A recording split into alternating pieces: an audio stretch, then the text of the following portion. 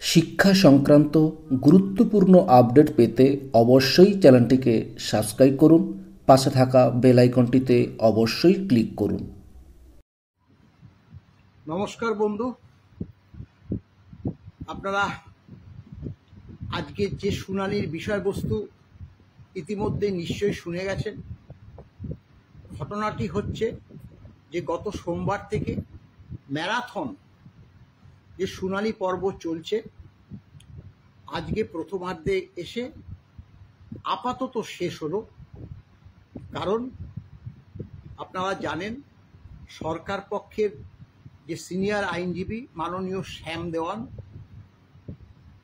তিনি বক্তব্য প্রথমে পরিবেশন করে একটা পিটিশন দাখিল করার পরিপ্রেক্ষিতে প্রায় 1টার বাজার কয়েক মুহূর্তে আগে মাননীয় আইনজীবী কপিল সিব্বাল মহাশয় তিনিও কয়েকটি কথা উল্লেখ করেন। কিন্তু জাজদ্বয় স্বাভাবিকভাবে, যেহেতু 1টা বেজে গেছে, তিনি বলল, আপনি যদি বলতে হয় তাহলে আজকে তো আর হবে না, তাহলে মঙ্গলবার আপনি বলুন সেকেন্ড হাফে। সেই পরিপ্রেক্ষিতে আমাদের আইনজীবীদেরকেও জিজ্ঞাসা করলো, আমাদের আইনজীবীরাও মেনে নিয়ে আগামী যে মঙ্গলবার সেই শুনানির তারিখে রাজি হল।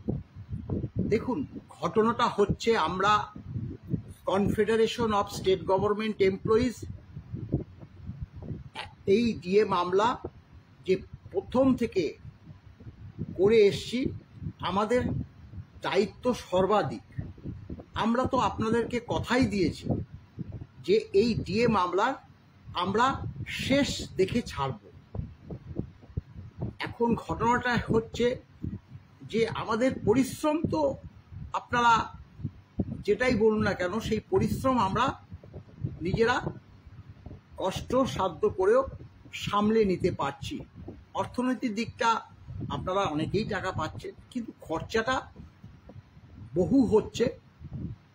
আমরা তবুও সেটা আপনাদের কাছে ইতিমধ্যে বলেছি যে যদি পারেন দেবেন, না হলে আপাতত যদি আপনাদের অসুবিধা হয় পরবর্তীকালে দেবেন, তাতেও কোনো আমাদের অসুবিধা নয়।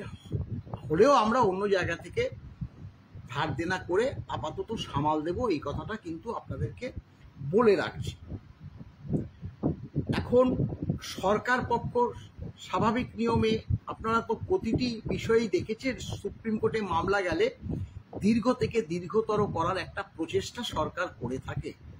এবং আইনজীবীগুলো কারা কারা দাঁড়িয়েছে ভাবলে তাদের অন্তত 30 লক্ষ টাকার কমে কারো রেমুনারেশন নয়। তারা যে ধরনের টাকা খরচ করছে, আমার আপনার টাকা, সেটা তো বলে, কারণ যাদের লজ্জা নেই তাদের কিছু বলে তো লজ্জা হয় না।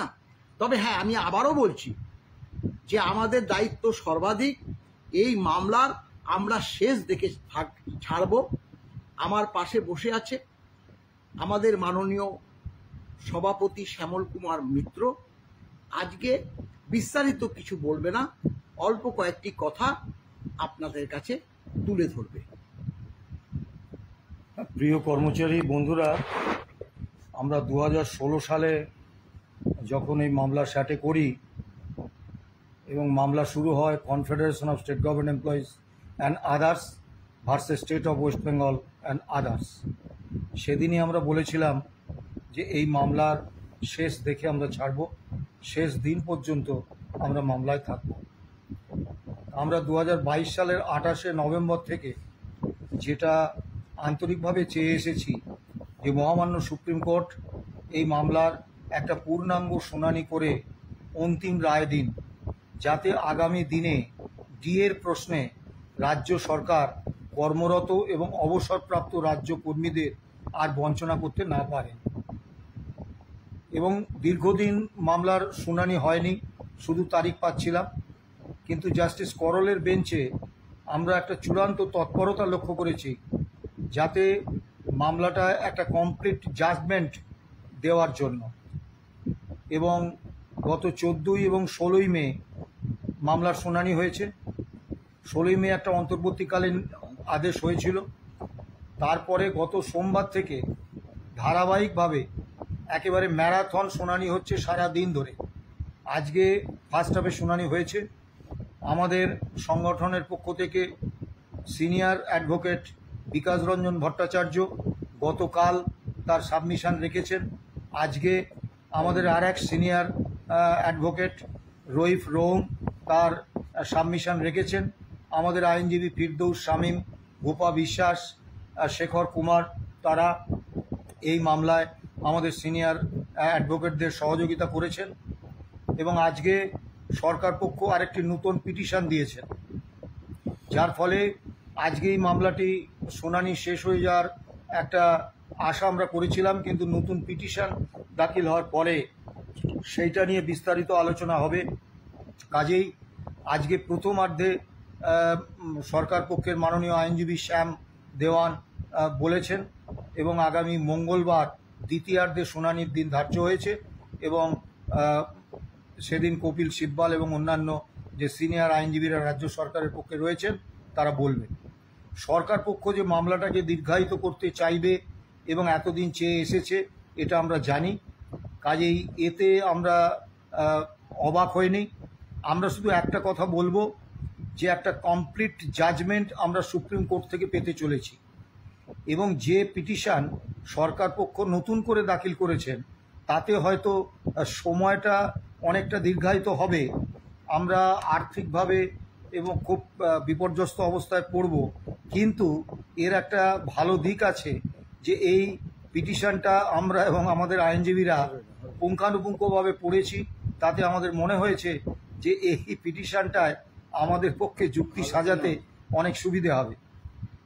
তাই আপনাদের কাছে বলছি, হতাশার কোনো জায়গা নেই এবং সুপ্রিম কোর্টে যেহেতু মামলা বিচারাধীন, মামলার কি রায় হবে এ সম্পর্কে আগাম অনুমান করা বা বলা সঠিক নয়। কিন্তু এটুকু আমরা বলবো যে গত সোমবার থেকে আজ পর্যন্ত যে শুনানি হয়েছে তাতে সরকার পক্ষের এবং আমাদের পক্ষের আইনজীবীদের যে সওয়াল জবাব এবং মাননীয় বিচারপতিদের যে পর্যবেক্ষণ, তাতে আমরা এই বিশ্বাস, এই আত্মবিশ্বাস চূড়ান্ত স্তরে আমাদের রয়েছে যে অন্তিম জয়টা কর্মী পক্ষেরই আসবে। আপনাদের কাছে আবেদন যে আর্থিক বিষয়টা মলয় বলেছে, আমরা আপনাদের উপরই ছেড়ে দিচ্ছি, কিন্তু একটা কথা আমরা বলতে চাই যে ধার করে হোক দেনা করে হোক আমরা যে কোনোভাবে হোক মামলাটা শেষ পর্যন্ত চালিয়ে যাব এবং আমাদের চূড়ান্ত আত্মবিশ্বাস আছে যে এই মামলায় শেষ পর্যন্ত কর্মীপক্ষে জয় হবে। আপনাদের বলবো হতাশ হবেন না আর বিভ্রান্তিতে ভুগবেন না। সরকার পক্ষ যে চেষ্টাই করুক, আমরা কর্মীপক্ষের কর্মরত এবং অবসরপ্রাপ্ত কর্মচারীদের এই বকেয়া মহার্ঘ ভাতা এবং ডিএর একটা স্থায়ী আদেশনামা উপহার দিতে বদ্ধপরিকর এবং আশা রাখছি আগামী দিন আমাদের এই কথার সত্যতা প্রমাণ হবে। ভালো থাকবেন, সুস্থ থাকবেন। নমস্কার।